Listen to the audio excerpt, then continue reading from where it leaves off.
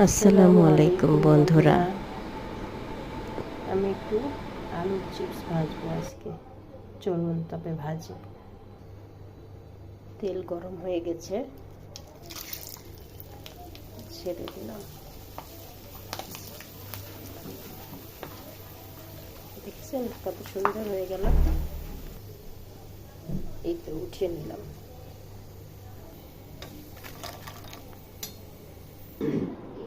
ভাজা হয়ে গেল আমার মায়ের হাতের আলুর চিপস। আসার সময় এই চিপসগুলো দিয়েছিল আমার মা। একটু চিনি ছিটিয়ে দিলাম। এবার সবাই মজা করে খাবো।